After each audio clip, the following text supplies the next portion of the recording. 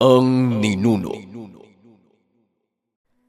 Bago tayo magsimula mga kabayan, update ko lang kayo, last day na ng promo natin ngayong araw sa Likha Clothing Line. 70% off sa lahat ng items, sa mga spiritual bracelet natin, pang proteksyon, pampaswerte, pangkalusugan, hoodies and t-shirts. Last day na ngayon, bukas wala ng promo. Para sa mga interesado, nariyan ang link sa comment section. Salamat.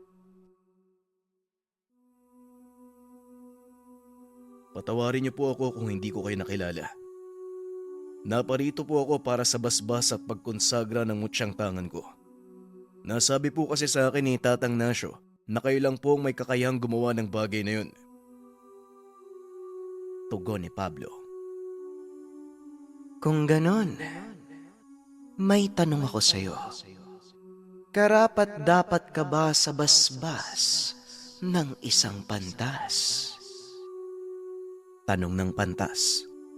Bagyang nagdalawang isip si Pablo sa pagsagot. Naramdaman ito ng pantas. Hindi ko po alam kung masasabi kong karapat dapat ba ako sa basbas ng isang pantas. Paano ko po ba malalaman ang bagay na yun? Tanong ni Pablo. Hanapin mo sa iyong sarili. Hanapin mo sa iyong puso ang kasagutan. Ano ba ang nagawa mo para masabing karapat dapat ka? Tanong ng pantas.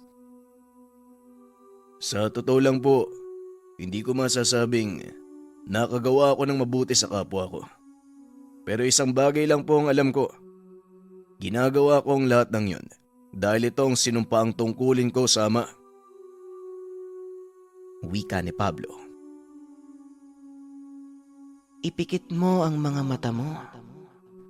Titignan natin kung karapat dapat ka ba sa basbas ng isang pantas. Sinunod ni Pablo ang sinabi ng pantas. Hinawakan nito ang mutsyang nakasabit sa kanyang leeg. Naramdaman nito ang unti-unting pagbigat ng katawan. Hanggang sa tuluyang bumagsak ang binata sa lupa. Nakadapa na ito at kahit anong gawin niyang pagbangon, hindi nito magawa. Hayaan mo lang na dumaloy ang enerhiya ng mundo sa katawan mo.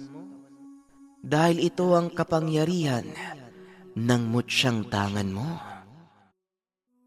Wika ng pantas. Habang tumatagal, nararamdaman nito ang kakaibang daloy ng enerhiya sa kanyang katawan. At habang nangyayari iyon, nakakakita ng mga pangitain ang binata. Kadalasan sa mga ito ay mga pangyayari mula sa nakaraan ng pantas. Mabilis itong dumadaan sa kanyang paningin, ngunit kagad itong tumatatak sa pagkatao ng binata. Makatotohanan ng mga kaganapan na kahit ang mga sakit na naramdaman ng pantas ay damang-dama ng binata. Samantalang sa pisikal na mundo, nagmamarka din sa katawan ni Pablo ang mga sugat na natatamo ng pantas sa kanyang pangitain. Dito na naunawaan ni Pablo ang lahat kung bakit umabot sa antas ng pagiging pantas. Ilang sandali pa huminto na ang pagbabalik tanaw ng binata. Kaso nga lang laking pagtataka nito dahil ibang tao na ang nakahawak sa kanya. Teka, nasa na yung...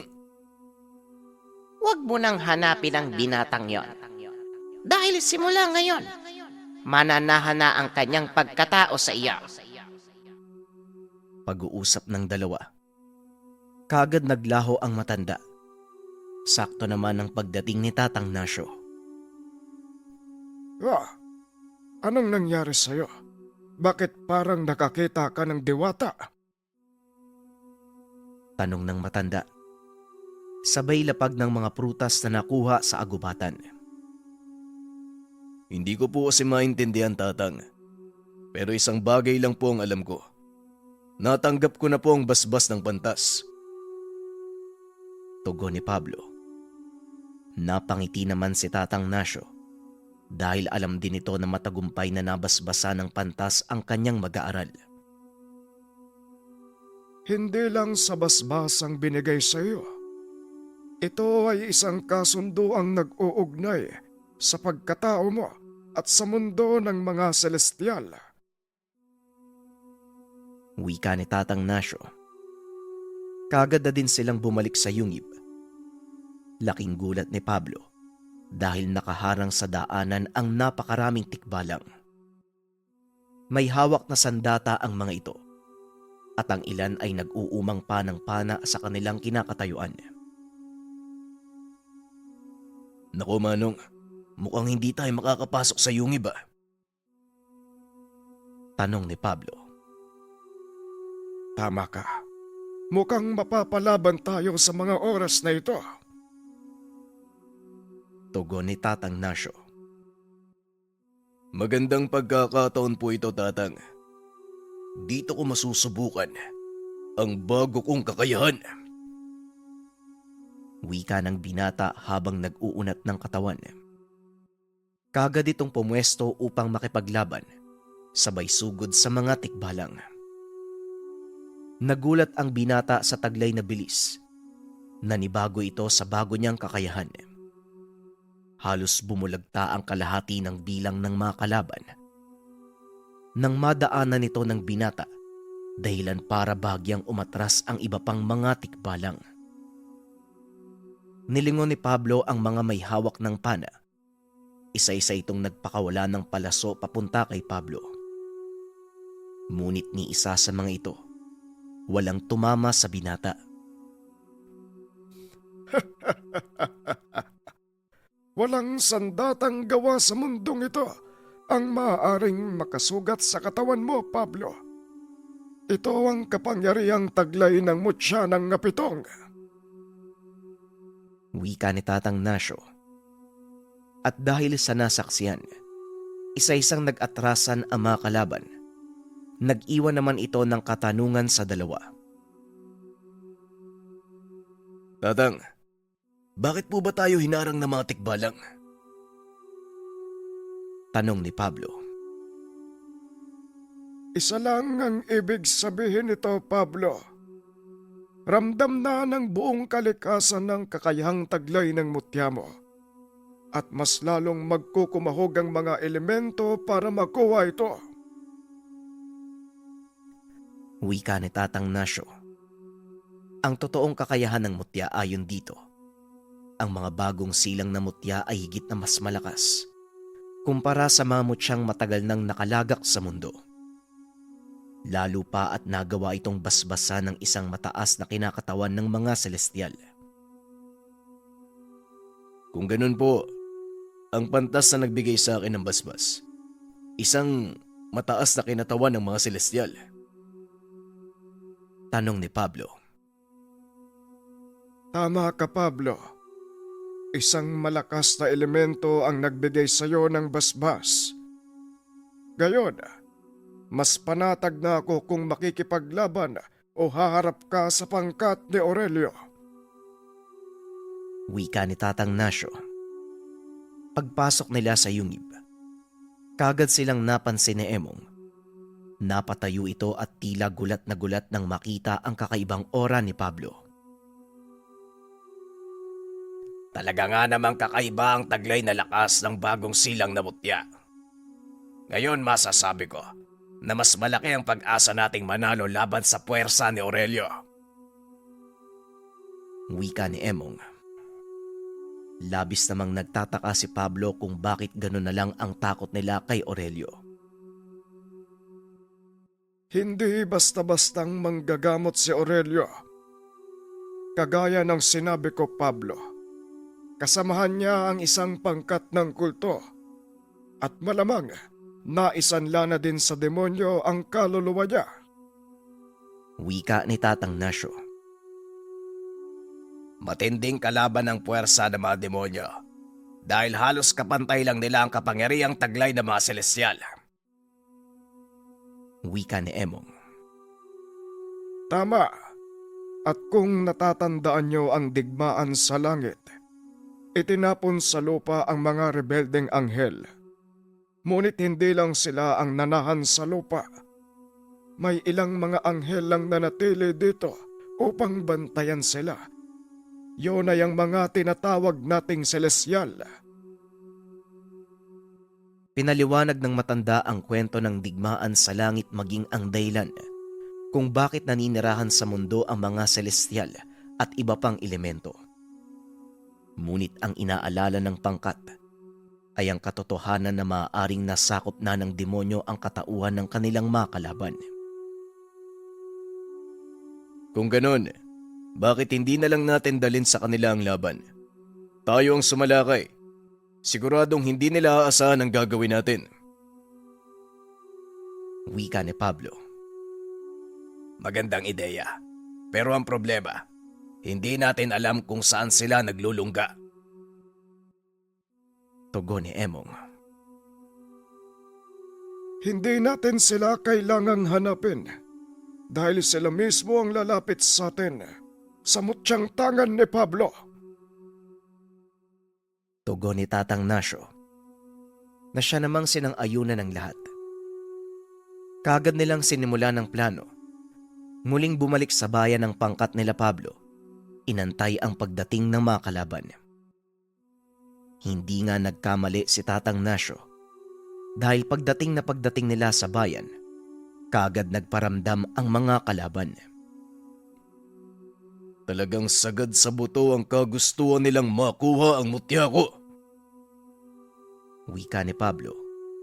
Sabay labas ng bahay upang harapin ang mga kalaban. Mag-iingat ka, Pablo. Hindi natin alam ang bilang ng kalaban. Sila ang mag-ingat sa akin. Tugon ni Pablo. Sabay sugod sa agubatan. Dali-dali namang sumunod sila Emong at ang iba pa nitong kasamahan. Laking gulat nila nang makitang nakikipaglaban na si Pablo sa mga nakaitim na nilalang. Wala nang nagawa ang pangkat ni Emong kung hindi ang panoorin ng binatang makipaglaban. Hindi na rin sila makasingit dahil halos lahat ng mga kalaban ay si Pablo ang pinupunterya. Kitang-kita ng mga kasama ni Emong kung paanong pinaglalampaso ni Pablo ang mga kasapi ng kulto. At ang ilan pa sa mga ito, nagkandalasog-lasog ang katawan. Mukhang hindi na pala kailangan ng tulong ni Pablo. Tignan mo, halos napatumba niya ang lahat na mga kalaban. Wika ni Emong. Nakakapagtaka nga ang mga nangyayaring ito. Bakit may hinang kasapi lang ang pinapadala nila? Kagad naman itong napansin ni Emong. Saka pa lamang nito napansin na isang patibong ang pinasukan ni Pablo. Pablo, umatras ka muna. Isa yung patibong. Wika ni Emong. Ngunit huli na ang lahat. Dahil bago pa man makakilos si Pablo, napapaligiran na siya ng mga kalaban. Sa tansya ni Tatang Nasyo, ito ang mga malalakas na kasapi. Naloko na. Emong, magbadali ka. Tulungan mo si Pablo. Kagad namang kumilos ang mga kasama ni Emong upang tulungan si Pablo. Kaso nga lang sa kasamaang palad, hindi makapasok ang mga ito dahil nabalot ng malakas na pananggalang ang lugar na kinaroroonan ni Pablo. Laking gulat ng grupo nang biglang magsalita si Aurelio.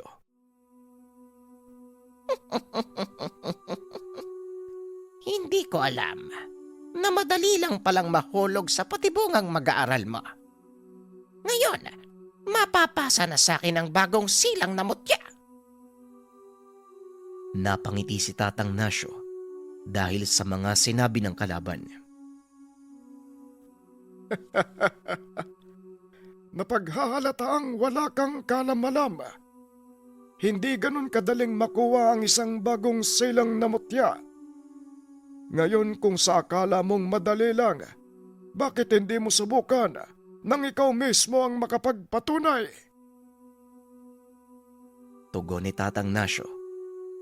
Sa kumpas ng kamay ni Aurelio, kagad nagsagawa ng ritual ang mga kasama nitong nakapaligid kay Pablo. Nakatayo lang sa gitna ang binata habang inaantay ang susunod na mangyayari. Ilang sandali pa. Unti-unting nakakaramdam ng bigat ng katawan ng binata at para makontra ang anumang ritual na ginagawa ng pangkat ni Aurelio, nag-usal ng dasal pang depensa si Tatang Nasyo. Walang silbi ang mga dasal mo sa ginawang pananggalang ng mga kasamaan ko. Dahil ang loob ng pananggalang, may hahalin tulad sa ibang dimensyong napapaligiran ng makapal na pader. Wika ni Aurelio. Pablo, kung tama ang sinasabi ng huklubang ito, wala kaming magagawa para tulungan ka. Kung naririnig mo ko, wala kang ibang aasahan sa ngayon kung hindi ang sarili mong kakayahan. Wika ni Tatang Nasyo. Huwag kang mag-alala, Manong. Malaki ang tiwala ko sa tangan kong mutya. At isa pa, malakas ang basbas ng pantas. Hindi basta-bastang matatalo ng demonyo ang isang celestial. Tugon ni Pablo. Nakatayo lang ito habang pinagmamasdan ang mga kalabang nagkakandara pa sa pag-uusal. Gamunggo na ang pawis ng mga ito na parang hirap na hirap nang ikulong si Pablo. Ano ba ginagawa niyo? Saan napunta ang mga pinag-aralan yung dasal? Iisang tao lang yan. 18 kaya? Wika ni Aurelio. Itinaas ni Pablo ang kanyang kamay at sinuntok sa lupa. Sabay-sabay tumalsik ang mga tauhan ni Aurelio. Masyado kayong bilib sa kakayahang nakuha nyo sa demonyo. Pasensya na, pero hindi ako basta-basta magpapatalo sa mga kagaya nyo. Nanlaki ang mga mata ni Aurelio nang makita ang ginawa ng binata. Hindi nito inakalang ganong kadali niyang makakalas ang ginawang bakod ng mga kasamahan. Hindi ito maaari. Paano mo nagawang kalasin ang pananggalang? Wala pang mortal ang nakawala sa dasal na yan. Wika ni Aurelio. Baka hindi mo pa napapansin. Hindi pangkaraniwang tao ang mag-aaral ko. Sa palagay mo, paano siyang pipiliin ng bagong silang na mutya at paano siyang babasbasan ng pantas? Tugon ni Tatang Nasyo. Halos mabaliw si Aurelio dahil sa mga nangyari. Hindi ito maaari. Nagsanay ako ng mahabang panahon. Sinunod ko ang lahat ng alituntunin ng kulto para maging malakas. Saan ako nagkulang? Wika ni Aurelio. Isa kang manggagamot. Dapat alam mo ang sagot sa mga tanong na yan. Tinalikuran mo ang tungkulin sama at piniling pumanig sa kalaban. Dahil doon, tinalikuran ka ng may likha, kagaya ng mga demonyong itinapon sa impyerno. Wika ni Pablo. Tumahimik ka. Isa ka lang baguhan. Wala kang karapatang pagsabihan ng isang kagaya ko. Huwag kang magsaya dahil hindi ito ang huling pagkikita natin. Sa susunod na mag-cross ang landas ng ating mga pangkat, sisiguraduhin kong kayo ang babagsak. Matapos ang pagbabanta, kagad na naglaho ang matandang manggagamot at sa hindi maipaliwanag na dahilan, biglang nawalan ng malay si Pablo. Dali-dali namang kinuha ni Emong ang walang malay na binata at dinala ito sa loob ng bahay. Emang, balutan nyo ng dasal pang proteksyon ng paligid. Hindi tayo dapat magpakampante. Hindi natin alam kung kailan sasalakay muli si Aurelio. Wika ni Tatang Nasyo. Opo, Tatang. Sigurado ako mag-aakot ng maraming kasamaan yon. Napahiya ba naman eh? Tugon ni Emong. Ngunit sinaway ito ni Tatang Nasyo. Hindi ito ang oras para tumawa, Emong. Hindi mo ba nakikita ang nangyari kay Pablo? Paniguradong nakarating na ito kay Aurelio at sisilipin nila ito bilang kainaan. Wika ni Tatang Nasyo. Pasensya na po, Tatang. Oo nga pala. Bakit pala biglang hinimatay si Pablo? Tanong ni Emong. Hindi pa ganon kasanayang pisikal na katawan ng batang yan sa bago niyang kapangyarihan. Kakaiba ang lakas na taglay ng isang bagong silang na mutya. Dahil ito ay dalisay at maaaring pagkunan ng enerhiya ng lahat ng may buhay sa mundong ito. Pagpapaliwanag ni Tatang Nasyo. Ang kakayang taglay ng isang bagong silang na mutya. Ito ang mga bagay na hindi alam ni Emong. Ang isang bagong silang na mutya ay may kakayahang magbigay buhay sa lahat ng elementong nasa paligid nito. At sa oras na mapa sa kamay ng isang mortal, ituturing nitong tahanan ng katawan at ang kaluluwa na nagmamay-ari sa kanya magiging kanlungan ng mutya. Matapos marinig ang paliwanag, dito na napagtanto ni Emong na mahalagang manatili ang kaligtasan ni Pablo dahil sa kabila ng lakas ay pinamalas ng tanga nitong mutya. Mahina ang pisikal nitong katawan. Walang mortalang nakatagal bilang tahanan ng isang bagong silang na mutya. May ilang nasisiraan ng bait o hindi kaya naman namamatay. Muling wika ni Tatang Nasyo. Wala itong kamalay-malay na gising na at nakikinig sa usapan nila si Pablo. Nanatili itong nakaiga at nakikinig sa usapan ni na Emong. Ang buong akala ko, pag-asa na natin si Pablo. Ay nako, wag po kayo mag-alala, Tatang. Ito po ang tungkulin na aming sinumpaan at gagawin namin ang lahat para maproteksyonan si Pablo at ang bagong silang na mutya. Tugon ni Emong. Dahil sa mga narinig, inisip ng binata na hindi siya pwedeng maging pabigat sa mga kasamahan. Kinabukasan, maagang nagising ang binata at nagsimulang magsanay upang palakasin ang pisikal na katawan. Labis namang pinagtataka ni Emong ang kinikilos ng binata, kaya sinubukan niya itong kausapin. Teka, Pablo, anong nakain mo? At bigla kang nagsanay? Tanong ni Emong. Naisip ko kasi yung nangyari sa akin nung nakaraang laban. Bigla ako nawalan ng lakas eh. Kung magpapatuloy ang ganon, magiging pabigat ako sa inyo at ayoko mangyari yon. Dahil sa mga sinabi ng binata, biglang napaisip si Emong na sama nito sa pagsasanay. Kung yan ang gusto mo, abay sige, sasamahan kita. Dumampot ito ng kaperasong patpat at ginawang pamalo. Habang hindi nakahanda si Pablo, bigla niya itong sinugod. Aray ko, ano bang problema mo, Emong? Hindi ba gusto mong magsanay? Hayaan mong tulungan kita. Kung may isang bagay man akong kayang gawin, yun ay ang makipaglaban sa loob ng mahabang oras. Wika ni Emong. Napangiti si Pablo at kagad nang dumampot ng kaperasong patpat, nagsimulang makipaglaban. Habang tumatagal, lalong bumibilis ang kilos ng dalawa. Unti-unti ay nasasanay ang katawan ni Pablo sa mahabang pakikipaglaban. Hindi na masama, Pablo. Normal lang ang mapagod, lalo't kung pisikal na katawan lang ang ginagamit mo.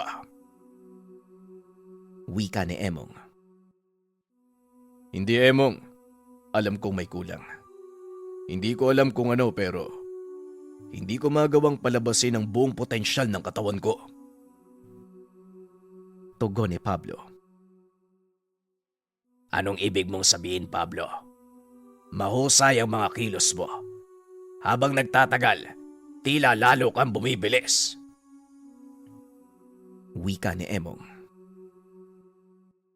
Hindi mo ba napapansin ng kulang na sinasabi ni Pablo ay dahil yun din ang kakulangan mo? Nagulat sila Emong nang biglang sumulpot si Tatang Nasyo sa kanilang likuran. Tatang, andiyan ka rin pala. Ano pong ibig yung sabihin? Anong kakulangan? Konsentrasyon. Yon ang kulang sa inyong dalawa. Kahit gaano kalakas ang kakayahan nyo, wala itong silbi kung hindi nyo kayang ituon ang isipan nyo sa inyong ginagawa. Paliwanag ng matanda. Ang kahalagahan ng konsentrasyon. Lalabas lang ang buong potensyal ng katawan ng isang tao kung maayos itong nakakapag-isip. Kalmadong pag-iisip ang susi para mapalabas ang buong potensyal ng ating katawan. Katulad din ito sa paggamit ng kapangyarihan ng Mucha, Pablo. Hindi lang sa pisikal na katawan ang kailangang nasa kondisyon. Pagpapaliwanag ni Tatang Nasyo. At dahil maraming katanungan sa isip ng binata, pinili nitong sundin ang sinabi ng guro.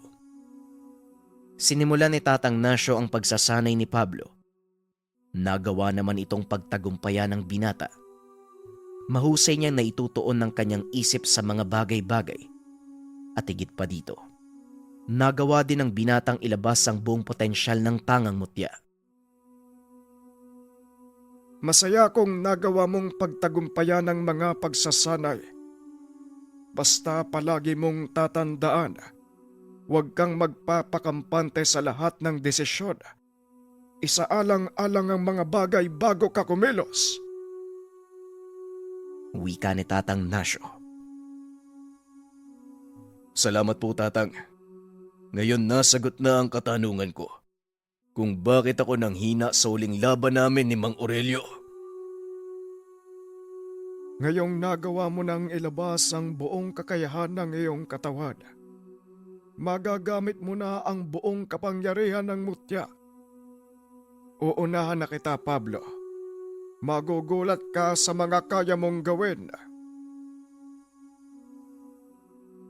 Nakalipas ang ilang linggo na wala namang anong nangyari. Kahit ang mga kalaban ay hindi nagparamdam.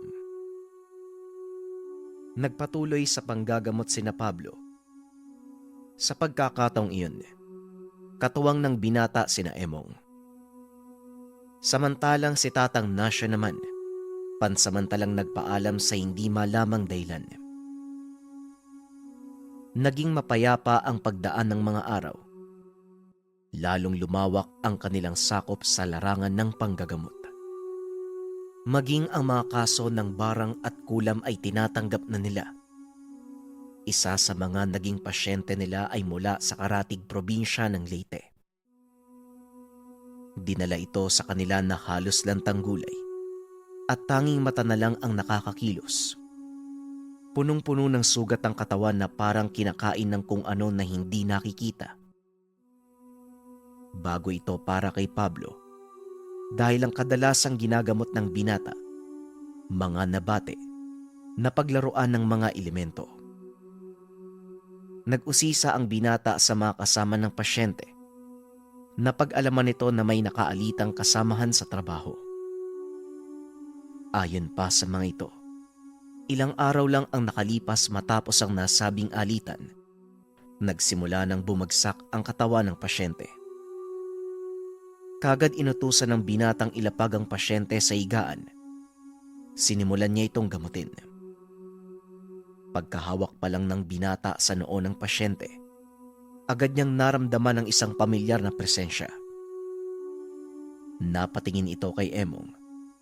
Kagad namang nakuha ng kasama ang ibig sabihin. Mga walang hiya talaga.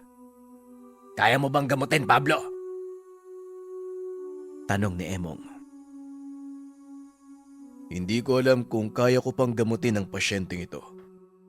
Pero isa lang ang sigurado ako. Kaya kong parusahan ang may gawa niyan. Tugon ni Pablo. Sinimulan niya ang panggagamot. At sa tulong nakakayahang taglay ni Emong, nagawa nilang matunton ang kinaroroonan ng mambabarang. Matapos lunasan ng pasyente, umalis ang dalawa upang puntahan ang mambabarang. Natunton nila ito sa isang liblib na baryo papunta sa kabilang bayan. Gawing dulo na ito ng baryong iyon, ang bahay ng mambabarang. Malapit ito sa dagat. at walang ibang bahay na nakatayo sa paligid. Mukhang ito na nga ang bahay na yon, Emong. Hindi natin alam kung ano ang kakaharapin natin, kaya mas mabuting maging maingat. Wika ni Pablo. Marahan silang naglakad papunta sa kubo at nang makalapit na sila ay biglang nagbukas ang pintuan. Lumabas ang isang lalaking tinatayang nasa edad 40. Itago na lang natin sa pangalang Tansyong. Anong kailangan nyo? Kung naparito kayo upang magpabarang, pasensya na kayo. Pero matagal ko nang hininto ang gawain yun. Nagkatinginan sina Pablo at Emong. Sandali lang po. Hindi kami naparito para magpabarang. Naparito kami upang kausapin kayo. Isa po akong manggagamot. Meron kasing dinalang pasyente sa akin na barang. Kayo po ang natunto ng kasama ko. Biglang nanlaki ang mga mata ng lalaki. Akmang papasok na ito ng tahanan, hinawakan siya ni Pablo sa balikat. Sandali lang, kaibigan. Huwag mo nang gawing komplikado mga bagay-bagay. Hindi kami naparito upang makipaglaban. Nandito kami para makiusap. Wika ni Pablo. Makiusap? Hindi ako naniniwala. Marami na sa mga kagaya ko ang pinatay na mga manggagamot na kagaya mo. Kaya sabihin mo kung paano ako magtitiwala sa mga sinasabi mo. Wika ni Katansyong. Kung gusto ka naming patayin, hindi na namin kailangan pumunta dito. Tama ang kaibigan ko. Kung intensyon namin ang patayin ka, dapat ngayon hindi mo na kami nakakausap. Sa mga sinabi ni Pablo, bagyang napanatag ang loob ng lalaki. Inanyayaan pa nito ang dalawang tumuloy sa kanyang tahanan. Ipagpauman ninyo, wala akong respeto. Natakot lang ako sa maaari niyong gawin Hindi niyo rin ako masisisi. Nga pala, ako si Tansyong. Wika ni Katansyong. Nauunawaan ko po at kagaya ng sinabi ko, hindi ko intensyon ng saktan kayo. Nais ko lang malaman kung ano ang dahilan kung bakit niyo tinaniman ng sakit ang pasyente ko. Tanong ni Pablo. Nagpaliwanag naman si Katansyong. Ayon dito, may isang lalaking nag-utos sa kanya upang gawin ito. At upang masiguradong matatapos ang pinapagawa, kinuha ng lalaking iyon ang anak niya. Dito na nagalit si Pablo. Alam ng binatang si Aurelio ang may pakana nito. Huwag po kayong mag-alala. Hindi po mapapahamak ang anak niyo. At para na din po sa kaligtasan niyo, sumama po kayo sa tahanan ko. Doon mas mababantayan ko kayo sa ilalim ng pangalaga ko. Pumayag si Katansyong dahil sa kagustuhan nitong mabuhay. Ang totoo, nagpapasalamat ako at dumating kayo. Natatakot ako mamatay Alam kong hindi nila bubuhayin ng anak ko, lalo pat alam nilang nabigo ako. Wika ni Katansyong. Ramdam ni Pablo ang pag-aalala at labis na takot sa mga susunod na mangyayari. Kaya dali-dali na silang umalis sa lugar. Ngunit bago pa man tuluyang makalayo, agad din silang hinarang ng mga hindi kilalang kalalakihan. Mukhang nauna lang tayo ng kaunti sa mga kalaban, Pablo. Wika ni Emong. Tama ka, Emong. Alisto ka. Kukunin ko ang atensyon nila. At sa oras na makahanap ka ng butas, umalis na kagad kayo. Wika ni Pablo sabay sugod sa mga humarang na kalaban. Habang nakikipaglaban ang binata, naghahanap ng butas si Emong at si Katansyong. Nang mga sandaling iyon, kitang-kita nito ang napakalaking pagbabago sa kilos ni Pablo. Naging mas detalyado ang kilos nito Mas pulido ang bawat atake. Bagaman nagawang pigilan ang ilan sa mga kalaban, hindi naman ito inasahang may mga paparating pa. Emong, bilisan nyo! Umalis na kayo! Wika ni Pablo. Ang malaking problema, dahil hindi nila kabisado ang kapaligiran. Puno ng matitinik na halaman ang paligid ng lugar at sa gawing dulo ay malawak na putikan. May mga alam akong daan. Kaso kailangan nating tumuwid sa ilog. Wika ni Katansyong. Sige Manong, walang problema. Ang mahalaga, makaalis tayo sa lugar na to. Bagaman kayang talunin ni Pablo ang mga kalaban, minabuti ng binata na isaalang-alang ang kaligtasan ni Katansyong. Bagay na kaagad na napuna ni Emong. Kung dati ay basta na lamang siyang sumusugod, ngayon mas umiral kay Pablo ang kaligtasan ng mga taong maaaring madamay. Nasa kalagitnaan sila ng pagtawid ng ilog. Nang lingunin ni Emong ang kabilang pangpang, nakita nito ang napakaraming kalaban. Hindi sila makakatawid sa ilog na to. Siguradong uubusin sila ng mga elementong nakatira sa bahaging ito. Wika ni Katansyong. Inikot ni Pablo ang tingin. Nakita ang napakaraming mga nilalang na lumalangoy at sumasabay sa kanila. Ano po yung mga nilalang na yan, Manong? At bakit po parang sinasamahan nila tayo? Tanong ni Pablo. Mga katawang tawag sa kanila. Nandito sila para proteksyonan ng mutyang tangan mo. Laking gulat ni Pablo sa sinabi ni Katansyong. Hindi lubos sa kalain ng binata. Ganito kalawak ang sakop ng kanyang mutya. Ilang sandali pa ay narating na nila ang kabilang pangpang. At nang tignan ni Pablo ang pinanggalingan, naroon pa rin ang mga kalabang humahabol sa kanila. Talagang hindi nila tayo lulubayan. Kailangan na nating makalis sa lugar na to, Pablo. Baka lalo pa tayo mapahamak. Wika ni Emong. Kagad nang umalis ang pangkat, nagawa nilang makarating sa bahay ni Pablo ng ligtas. Katansyong, dito po muna kayo mamalagi pansamantala. Gagawan po natin ang paraan ng pagkuha sa anak nyo. Wika ni Pablo. Mamaya, darating na ang mga kasamahan ko. Naroon din si Tatang Dasyo. Tugon ni Emong. Maraming salamat. Akala ko katapusan ko na kanina eh. Mabuti na lang dumating kayo. Tugon ni Katansyong. Wala po yun. Ang importante, ligtas po kayo. Makakaasa po kayong gagawin namin ang lahat para mailigtas ang anak nyo.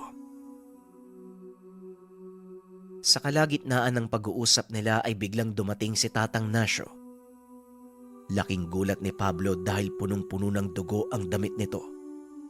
Hawak-hawak pa ng matanda ang kanyang kulok. Tatang, ano pong nangyari? Bakit po duguan kayo? Tanong ni Pablo. Mahabang pagpapaliwanag, Pablo. Pero huwag kang mag-alala. Dahil nasa maayos akong kalagayan. Ang ilan sa mga kasama ni Emong ay naiwan pa sa paanan ng kabundukan para iligaw ang mga alagad ni Aurelio. Tugon ni Tatang Nasyo. Lalong nanggigil sa galit si Pablo. Talagang hindi titigil ang matandang yun. Masyado nang marami ang nadadamay. Ayoko nang madagdagan pa. Siguro nga, Tatang, ito na ang oras para tapusin ang laban sa kanya. Muling wika ni Pablo. Sinang-ayunan naman ito ni Emong. Maging si Katansyong ay nag-alok din ng tulong. Hayaan niyong makatulong ako. Kahit papaano may mga kapanalig din akong nasa panig ng kabutihan. Wika ni Katansyong. Lingid sa kalaman nila Pablo na itinago lang nito ang tunay na lakas. Nagsagawa ito ng ritual para manumbalik ang kakayahan. At maging si Tatang Nasyo, nagulat nang makaramdam ng napakabigat na presensya. Hindi ko po inaakalang napakalakas nyo ah. Pero bakit nyo po tinatago? Tanong ni Pablo. Pasensya ka na, Pablo. Ginawa ko lang yun upang ipabatid sa inyo na wala akong masamang intensyon. Tugon ni Katansyong. Matapos ang pag-uusap, nagsagawa ito ng ritual upang tawagin ang ilan sa kanyang mga kasamahan. Gumamit ng lumilipad na insekto ang mambabarang upang gawing mensahero. Ilang sandali lang sasagot sila sa tawag ko. Muli pasensya na kayo kung itinago ko ang totoo kong lakas ha. Hindi ko kayang iligtas ang anak ko laban sa pangkat ng dumukot sa kanya. Kaya isang malaking tulong sa akin na makilala kayo. Muling wika ng mambabarang. Maliban sa ginawa nitong ritual, siya mismo ang gumamot sa mga natamong pinsala ni Tatang Nasyo. Nang maisaayos ang lahat, nagsagawa ng malakas na depensa ang pangkat. Nagtanim din sila ng mga patibong sa paligid upang kahit papano mabawasan ang mga kalaban. Nagsipagdatingan na din ang mga kasamahan ni Emong. Sugatan ang mga ito. Kaya kagad na kumilos sina Pablo upang gamutin ng mga ito. At sa tulong ng kanyang mutya, mabilis na gumaling ang sugat ng mga ito. Pambihira talaga ang kakayang taglay ng bagong silang na mutya. Wika ni Emong. Oo, at sa tamang kasanayan ng may tangan, magagawa nitong magbalik ng buhay ng namayapa.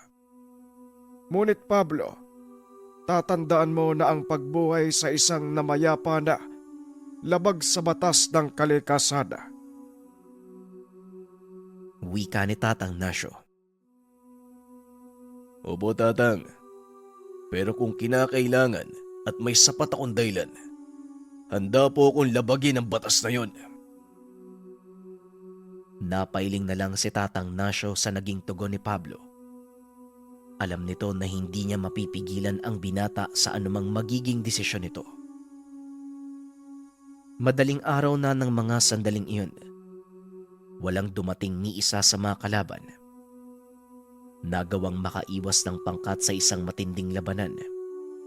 Ngunit ang hindi nila alam, may nag-aantay na malaking panganib sa isa nilang kasamahan. Pagsikat ng araw, nagpaalam si Emong kasama ang ilan sa kanyang mga pangkat upang pumunta sa bayan at mamili ng kanilang pangangailangan. Medyo malayo ang pamilihan, kaya naman maaari silang matagalan sa pagbalik, lalo pa na kailangan nilang mag-ingat dahil sa banta ng pangkat nila Aurelio. Minabuti ng mga ito na tahakin ang ibang daan dahil alam nilang maaari silang masundan kung gagamitin nila ang kalsadang papunta sa kabayanan.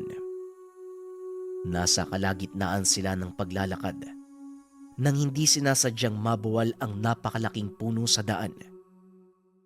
Wala na silang ibang madadaanan, kaya naman kinakailangan nila itong tanggalin. Lingid sa kalaman ng pangkat, isa itong patibong. Habang paunti-unti nilang pinuputol ang mga sanga, bigla namang gumulong ang napakalaking bato mula sa itaas ng kabundukan, dahilan para tamaan ang ilan sa mga kasamahan ni Emong. Nang tignan nito ang pinagmula ng malaking bato, nakita niya ang dalawang kalalakian. Dali-daling hinabol ni Emong ang mga ito. Sa kasamaang palad pagkarating niya sa tuktok ng burol, napakaraming palaso ang umulan papunta sa kanyang kinakatayuan. Hindi nakaligtas si Emong, ngunit isa sa mga kasama nito ang nagawang makabalik sa tahanan ni Pablo. Ibinalita ang pangyayari. Labis itong ikinalungkot ni Pablo, kaya naman nagpa siya ang binatang sumunod na lang sa kinaroroonan ng mga kalaban.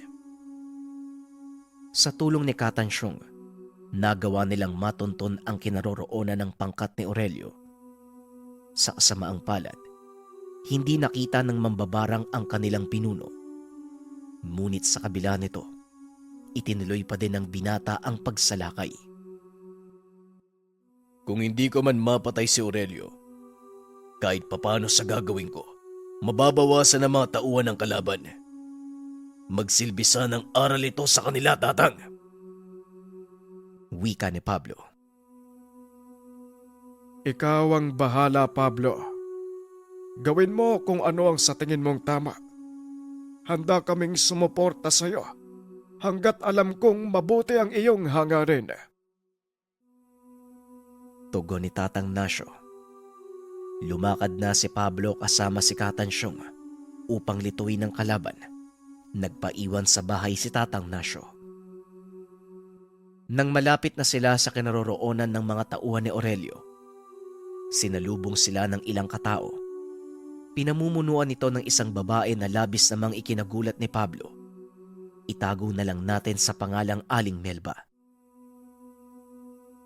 Mabuti naman at naabutan namin kayo, Katansyag. Wala po ang anak niyo sa kutang ito. Maaring isinama siya ni Aurelia. Wika ng isang babae. Inaasahan ko na yun, Melba. Ipagdasal na lang natin na walang gawing masama si Aurelio sa kanya. Nga pala, Pablo, siya si Melba. Isa sa mamambabarang nakapanalig ko. Melba, ito naman si Pablo. Pagpapakilala ni Katansyong. Kilala ko ang binatang ito. Ikinagagalak kitang makita. Tugon ni Aling Melba. Ganon din po ako, Aling Melba. Hindi ko po akalaing magkakilala kayo ni Katansyong. Pero salamat dahil nandito kayo. Ngayon panatag na ang isipan kong isagawa ang mga plano. Tugon ni Pablo. Kaunting pagbabalik sa nakaraan.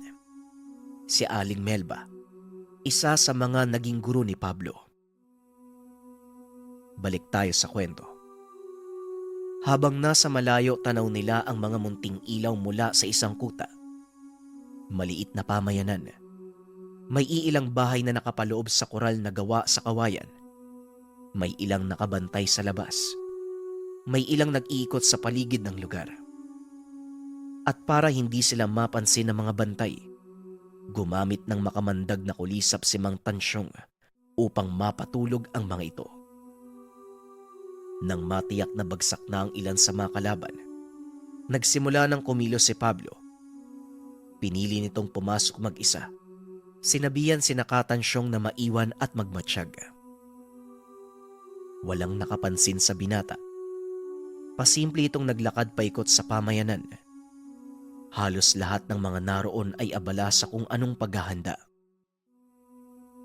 Hindi na nag-usisa pa ang binata dahil lang talagang pakay nito. Ubusin ang lahat ng naroon. Dumako si Pablo sa gawing sentro ng kuta. At dito na siya napansin ng ilan sa mga kalabang naroon. Nakasuot ng sombrerong gawa sa buri ang binata. Ang kanang kamay ay nakahawak sa itak. At sa kaliwa naman ito, baston na gawa sa yantok.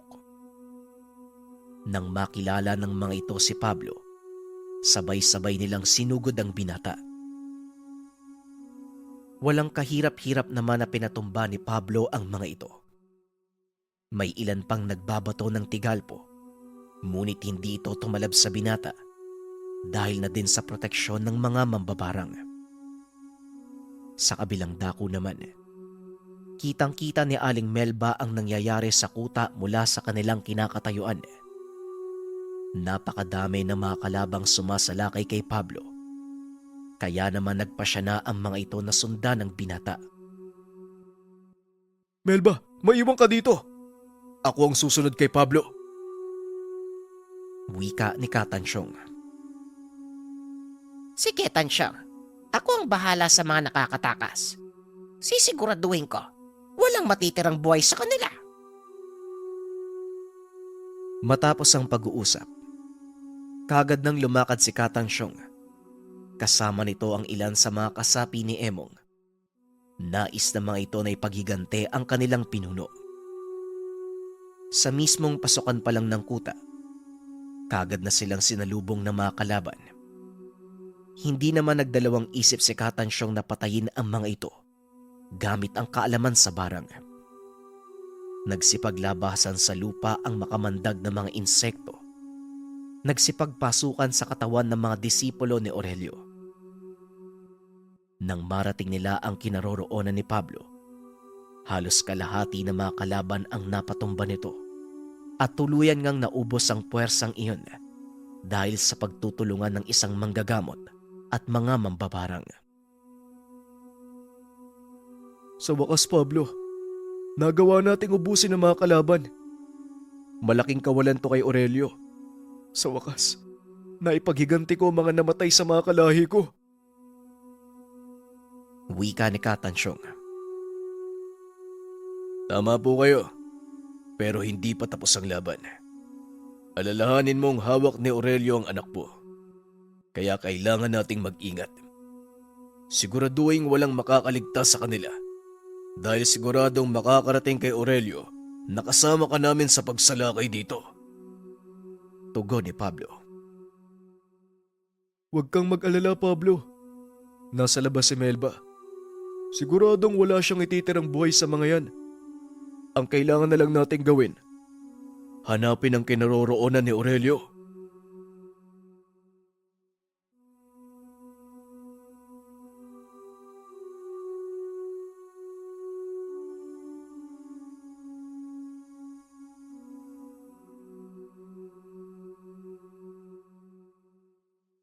Ang Ninuno.